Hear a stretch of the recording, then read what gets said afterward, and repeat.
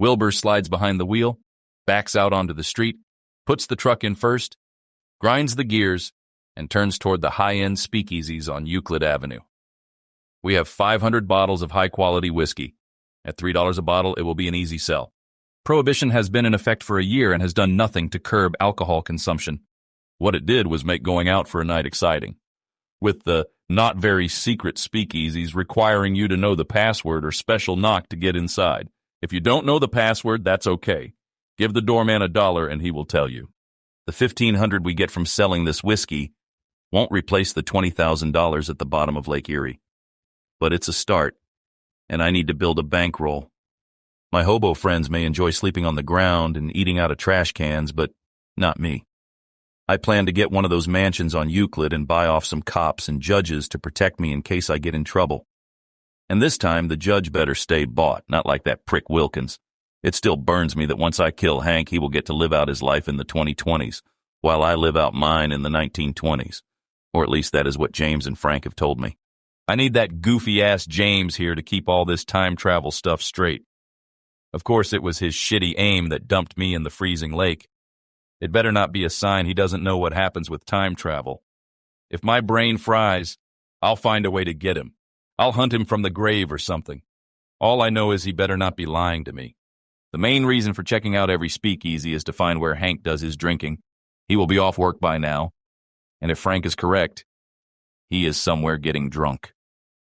I only have one old picture of him, but maybe I can use the feedback loop to know when I'm getting close. If my headache returns, he is close by. Those two morons, Frank and James, should have been more helpful. At least they could have narrowed down my search. Frank and James, what a pair, one goofy as hell and the other's face would crack if he smiled. They told me to purchase the house on the corner of Hamilton and 38th Street. They own the same house in the future. James told me to write a report on how things are going and hide it in a coffee can in the basement. They will find the report 100 years later, and James can use the information to improve the process. The house cost $3,000, cheap in 2020, but a lot of money in 1920. Taking into account inflation, deflation, or whatever, I can't be expected to understand the economics of time travel. And screw James, he shouldn't have dropped me in the lake with my gold. Where does he expect me to get the money? Once I buy the house, they better send another 20 grand. I'll worry about it later. Right now, I have to sell some whiskey and find Hank. Wilbur pulls down a narrow alley, jumps out of the truck, and grabs a case of whiskey.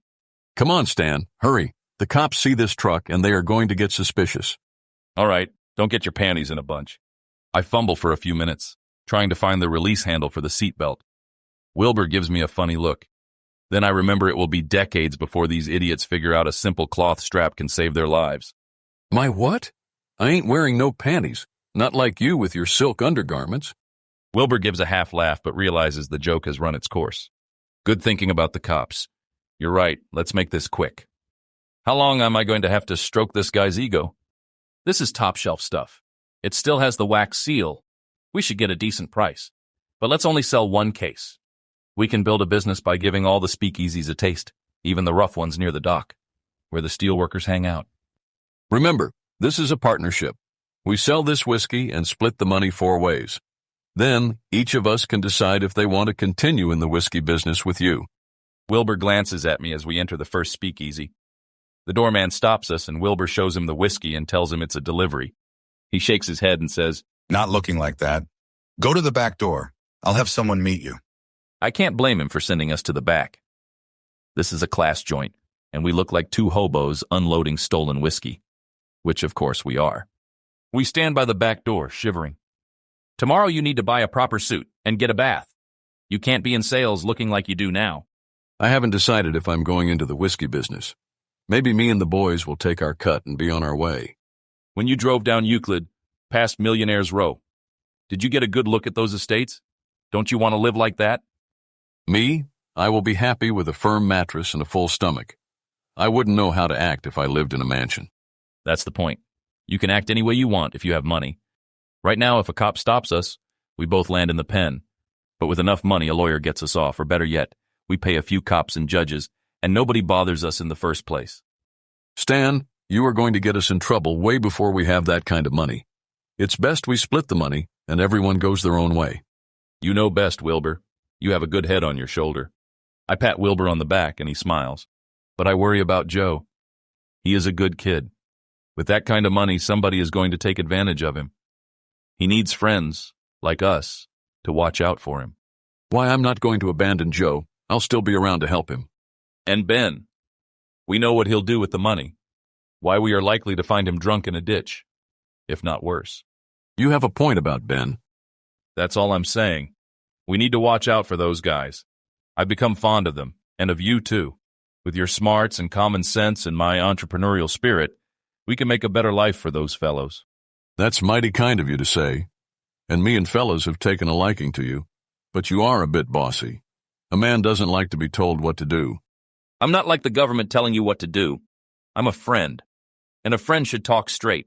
Tell people like it is, even if they don't want to hear it. But you know all that. Why you are a straight shooter yourself. Wilbur gives me a long look. Try to be a little less bossy. That's all I'm saying. You got it. Now, are we going to sell this whiskey or not? I pound on the door and a man opens it. Wilbur parks the truck in front of a rundown brick building across the street from the docks. An icy breeze is blowing off Lake Erie. This waterfront plot of land is where the Cleveland Browns will build their football stadium. 100 years from now, fans will be standing in line, freezing their asses off, waiting to get into a game. Maybe once I'm a bootleg millionaire, I'll buy the land and put in my will that it's never to be used to build a stadium. Make those moron city planners build it inland so fans can enjoy a game without getting frostbitten. I'll have to worry about that later. I can't go solving all of the future's problems. The Cold Forge is the last speakeasy on our list. If whiskey running is a big business, it is nothing compared to running speakeasies. Everyone who has a spare basement or garage is opening one. Several of them are high-end establishments. Live jazz music, pretty cocktail waitresses, clean glasses, real-class joints. But most of them are like the Cold Forge. Dimly lit, dirty floors, and some gap-toothed brute who serves as a bartender and a bouncer. A place for the working stiff to get drunk, nothing more. Wilbur is a natural-born salesman. People like and trust him. Once I get him cleaned up, put him in a new suit, and have the stench scrubbed off him, he won't get bounced out of half the places, like what happened tonight. Wilbur doesn't know it yet, but he will be an important person in my organization. But I need to reel him in slowly. Let him think it's his decision to join my group of misfit gangsters. As for me, I give off the wrong vibe to be a good salesperson. Whenever I try to make a sale, they accuse me of watering down the whiskey, even though the bottle is sealed. That's the problem with people nowadays. Or people in the 1920s or wherever the hell I am. There's no trust. The Cold Forge is a short walk from Hank's steel mill. There is a good chance he is here, though I don't feel the feedback loop.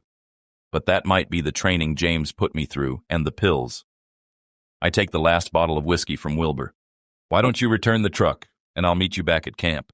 All right, we did pretty good. There is almost 400 for each of us. Don't go telling Ben. He will want to spend it. We need to invest that money. Buy our own truck so we don't get arrested for stealing one. It's best to only commit one crime at a time. I also want to buy a house so we have a roof over our heads. Wilbur is about to give me the same old line. We need to split the money and let each of us decide how to spend our portion. But he is too tired and says, We can hash it out in the morning. I'm counting on you, Wilbur. We have a good thing going. Don't make it complicated. Now get going. You had a long day. No use trying to keep him quiet. The boys will be all over him when he gets back to camp. Let them dream for a night about how they will spend my money. One way or another, tomorrow they will see it my way. I enter the Cold Forge and sit at a table in the corner. The place is about half full of men who labor hard for a living.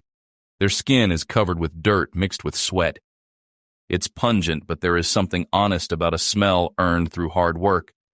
Everyone is talking a little too loud, but all the conversations merge into a single blanket of sound. Most men stop in for a beer or two and head home. What's left are the drunks. Those with no place to go, or if they do, don't want to go home. I take out the photo of Hank. It has a dull yellow tint, typical of the period. One guy who resembles him is sitting at the bar. He is drunk and trying to find someone to argue with, but everybody is ignoring him. I hope that's not Hank. I hate to think he is my kin. The whole family tree is not worth a damn. If he is my great-grandfather, my grandfather must have had a rough life, growing up with an obnoxious drunk for a father. And my father's life was probably no better. I wonder how many generations it takes to wash off the stench of a rotten ancestor. Hey, Gilbert, what are you doing here? A waitress asks. She does a double take and says, Sorry, you look like someone who used to come in here. Anyway, the kitchen is closed, but there is a little beef stew left. 2 bits and you get a healthy slice of brown bread. Otherwise, all we have are drinks. A beer. But tell me, who is that drunk at the bar? I motion with my head toward Hank. That's Hank. Don't pay him no mind. The beer is not very good. The whiskey is better. We only water it down a little. It costs you 20 cents, but it's a good stiff drink. Hank Robertson? Yeah, that's him. If 20 cents is too much, we have some bathtub gin for a dime. She takes out a bar rag and gives a half-hearted swipe across my table. More for show than to actually clean anything. Hank Robertson, married to Sylvia Robertson, lives on Harvard Street. That poor woman. I don't know how she puts up with him. Are you going to order or what? The waitress places her hands on her hips, taps her foot, and stares at me. Give me a beer. All right, but don't complain. She pivots on one foot and leaves. There he is. Hank Robertson, my great-grandfather. Drunk, obnoxious, dirty, smelly, Hank Robertson. It's hard to believe I'm related to him. Downright disgraceful. A wife-beater on top of everything else. I would kill him, even if there was no feedback loop. If nothing else, to clean up the gene pool. Speaking of the feedback loop, I'm surprised my head isn't pounding. I wonder if Frank was lying to me, telling me a story so that I would kill Hank. Maybe there is no such thing as a feedback loop. That's the trouble with society. You don't know who to believe. Doesn't matter. I'm going to kill him for being an asshole. It's a little past 5 p.m., and the winter sun casts long shadows as it descends over the western corner of Lake Erie. I add a few sticks to the fire as the boys pull into camp. They made the trip in a little over 8 hours, not enough time to get to Windsor and back. Wilbur is driving, and Ben's hand is hanging out the window holding a bottle of whiskey. He and Joe are singing.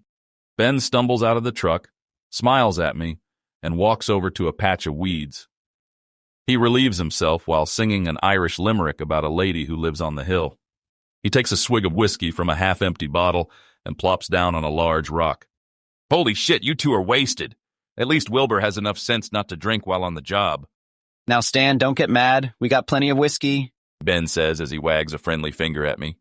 I figured it was my duty to test it, and I can say it is mighty fine booze. Way better than that watered-down shit they serve most places. I also tested it, says Joe as his words slur. I expected this from Ben. But Joe, you disappoint me. When I give you a job to do, I expect you to take care of business first and do your celebrating later. Joe drops his head, picks up his blanket, and sits beside the fire. Ben takes another swig of whiskey and offers me the bottle. I take the bottle, cap it, and head to the truck. It's loaded with whiskey, and not roadside swill, but high-end Canadian malt. Far more than $40 would buy. How did you purchase so much whiskey? We didn't buy it, we found it. Save your sermons. This whiskey is ours and we don't work for you. Outside Toledo, we came across a truck in the ditch. Seems they had the same idea as you. They also had a taste for their product. The 2 guys drove their truck into a ditch and passed out drunk. So we took their whiskey. The way I see it, I stole the truck. Me, Joe, and Wilbur found the whiskey, and you didn't do shit. Therefore, it is my whiskey, and you can kiss my ass. Ben is going to make a good crew member. He has the right attitude. Don't take shit from anybody. Of course, once he realizes I'm the boss, he'll need to be careful about how he talks to me. Training a crew is no different from training a pack of dogs. They all want to know who the alpha is.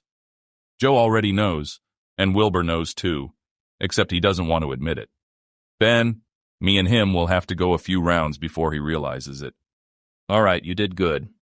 But you would never have found the whiskey if I hadn't given you $40 and sent you.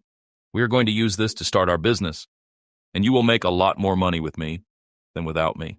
Shit, I'm doing fine on my own. The last thing I need is someone telling me not to drink. Hey, what happened to my bottle of whiskey? I think I need another drink. Ben stands and looks around for the bottle, forgetting he handed it to me. He takes a few stumbling steps, flops onto the ground, and laughs. At least he is a happy drunk. There's no reason to argue with Ben. In the morning, he will be hung over and easy to handle. I didn't say you can't drink. Why, I would never tell a man what he can and can't do. There is a time for everything. Now, we are all part of this, so let's take a vote. I know Joe is with me. He wants to be able to eat every day and have a roof over his head. Isn't that right, Joe? Joe looks up, smiles, and nods his head. And you and me seem to be in a pissing match. So I know what your vote is. That leaves it up to Wilbur. He is the one who brought us all together anyway. I glance at Wilbur. What do you say, Wilbur? Should the four of us stick together and go into business? Or do we get drunk and piss this opportunity away? Wilbur rubs his chin and slowly walks around, glancing at Ben and me. It was Stan's idea, and he did front us the money, even though we didn't use all of it. But we did spend some on gas. It seems to me the four of us should stick together and go into the whiskey business. But nobody is the boss. We decide everything together. Ben looks at Wilbur and mumbles, Whatever. That's a wise decision, Wilbur. And like you said, we work as a team. I hand Ben the half bottle of whiskey he has been drinking. Ben, what do you say? Are we good? Yeah, just don't go preaching to me. Ben takes the bottle and offers it to Joe. Joe waves Ben off. Ben shrugs and puts the bottle down instead of taking another swig. All right, Ben and Joe, stay here and sleep off your drunk. Wilbur, what do you say? Me and you hit up the speakeasies and sell this whiskey before the cops find us.